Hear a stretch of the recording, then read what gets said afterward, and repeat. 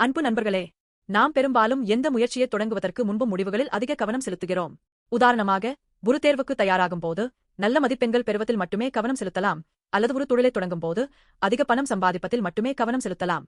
முடிவுகள் முக்கியமானவை என்பதில் சந்தேகமில்லை என்றாலும், உந்துதல் அதைவிட மிக முக்கியமானது என்பதை உணர வேண்டும், ஏனெனில் அது எல்லாவற்றின் தொடக்கப் புள்ளியாகும். நாம் ஏன் ஒரு செயலை செய்ய நினைக்கிறோம், அந்த நோக்கத்தின் மையம் என்ன என்பதை பற்றி சிந்திப்பது முக்கியம்.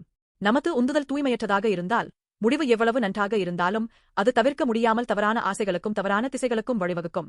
2 சாமுவேல் 24:1 அரசர் தாவீது இஸ்ரவேல் முழுவதற்கும் மக்கள் தொகை கணக்கெடுப்பு நடத்த உத்தரவிட்டார்.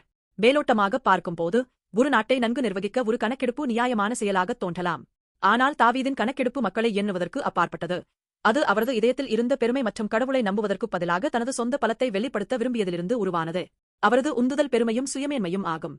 இதில் கடவுள் மகிழ்ச்சியடையவில்லை, மற்றும் இறுதியில் இந்த தேர்வு இஸ்ரவேலுக்கு பெரும் துன்பத்தை ஏற்படுத்தியது. நாம் எங்களால் ஆவேசமடைந்த ஒரு உலகில் வாழ்கிறோம்.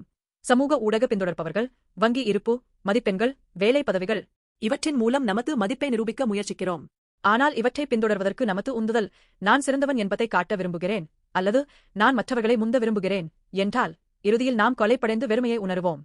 தாவீதைப் போலவே தவறான உந்துதல் நம்மை தவறான பாதைக்கு இட்டுச் செல்லும். ஆனால் இயேசு கிறிஸ்து இதற்கு முற்றிலும் மாறுபட்ட வாழ்க்கையை வாழ்ந்தார். இயேசு இந்த பூமிக்கு வருவதற்கு அவரது உந்துதல் என்னவாக இருந்தது? இயேசு கடவுளின் குமாரனாக இருந்தாலும், கடவுளின் விருப்பத்தை நிறைவேற்றவும் நம்மை நேசிக்கவும் இந்த பூமிக்கு வந்தார். இயேசு தன்னை தாழ்த்தி சிலுவையில் மரணம் வரை முழுமையாக கீழ்ப்படிந்தார். இயேசுவின் முழுமையான கீழ்ப்படிதல் நமது தவறான ஆசைகளையும் பெருமையையும் பரிகாரித்தது. நாம் இனி நமது சொந்த பலத்திற்கும் ஆசைகளுக்கும் கைதிகளாக இல்லை. கிறிஸ்துவில் பாவத்தின் சுமையிலிருந்து விடுதலை பெற்றுள்ளோம், மற்றும் அவரது கீழ்ப்படிதல் மூலம் நாம் கடவுளுக்கு முன்பு நீதியுள்ளவர்களாக ஆக்கப்பட்டுள்ளோம். இப்போது நமது சொந்த பலத்தில் வாழ்வதற்கு பதிலாக கிறிஸ்துவில் கடவுளின் விருப்பத்திற்கு கீழ்ப்படியும் வாழ்க்கையை வாழ திறன் பெற்றுள்ளோம். நமது வாழ்க்கை இனி நம்மை உயர்த்துவதற்காக இல்லை, ஆனால் கிறிஸ்துவின் மகிமையை வெளிப்படுத்தும் ஒரு கருவியாக மாறலாம். நண்பர்களே, முடிவுகளை விட உந்துதலில் கவனம் செலுத்தும் வாழ்க்கையை ஏன் தொடங்கக்கூடாது?